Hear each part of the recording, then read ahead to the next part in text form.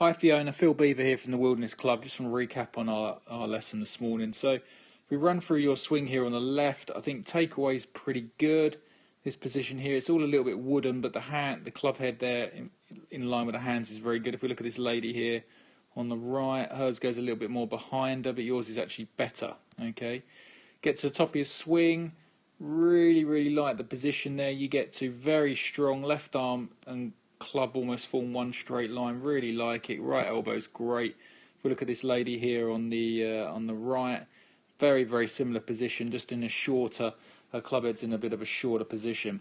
Now this is where things are going to change quite drastically compared to this lady here on the right. So if we draw a line, your hands to your ball. If I can draw it in a straight line, there we go.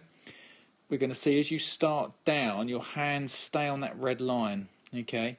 Now what that's doing, it's bringing the shaft a little bit too in front for you, and that brings the club head. Unfortunately, you're going to see as you're coming into the back of the ball. If we draw a light straight line on the ball there, we can see you're delivering the club from the right of the ball. That means you're going to come across it. Now you said at the beginning of the lesson you're seeing a lot of the shots out the heel, and we can see why. You know, when you're coming into the ball there, it's just because you're coming in at the wrong angle.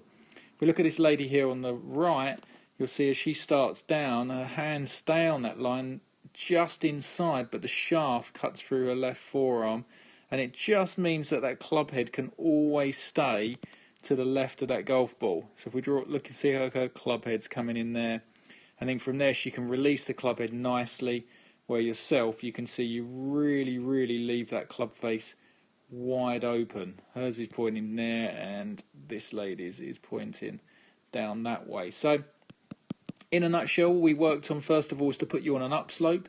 Once we put you on the upslope, that started to get the hands working a bit more behind you. Okay, and got the club dropping a bit more inside.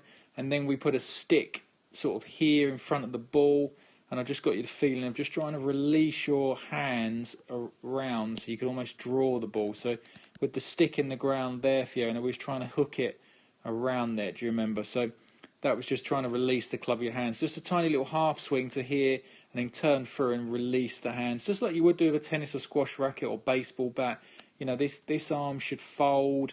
You know, it should be more natural and just rotary for my liking, rather than that sort of scoopiness. So work on them two things. Get the club a little bit more behind you on the way down. Start to rotate the hand. See a huge difference, and gain some serious power.